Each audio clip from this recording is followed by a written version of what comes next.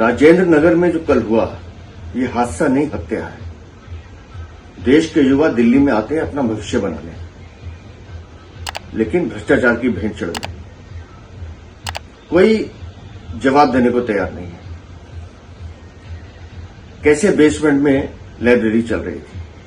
मुखर्जी नगर में पिछले दिनों जो हादसा हुआ था जिसमें कई बच्चों की जान फंस गई थी, तब दिल्ली सरकार ने बड़ा जोर शोर से इंक्वायरी का मामला शुरू किया था। दिल्ली फायर सर्विसेज भी शोर मचा रही थी कि हम हर बिल्डिंग की जांच करेंगे। दिल्ली नगर निगम भी बिल्डिंगों की जांच कर रहा था। क्या हुआ उस जांच का? क्यों इन बिल्डिंगों को रोका नहीं गया? कैसे यहां अवैध लाइब्रेरी चल रही थी? किसने दी थी एनओसी? है किसी के पास जवाब? दिल्ली सरकार, दिल्ली नगर निगम, जल बोर्ड, दिल्ली फायर सर्विसेज, सब के सब इस तंत्र में घुसे हुए हैं।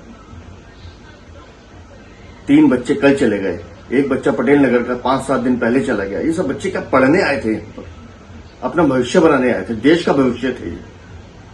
लेकिन ये भ्रष्ट तंत्र उनको ले गया। और दिल्ली की मंत्री कितने घंटे हो गए इस हादसे को हुए, अब तक हिम्मत नहीं जुटा पा रही है वहां जाने की, और कहती हैं जांच करेंगी। क्या जांच करेंगी आप? आपको तो तुरंत इस्तीफा देना चाहिए।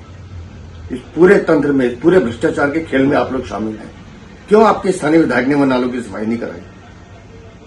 लगातार पिछले 10 दिन से वहां की स्थानीय जनता कह रही थी कि नालों की सफाई कराइए, नालों की सफाई कराइए। 1 घंटे की बारिश में इतनी बड़ी बेसमेंट में पानी घुस जाता है। पूरी दिल्ली को बर्बाद करने का काम आम आदमी पार्टी की सरकार ने किया है।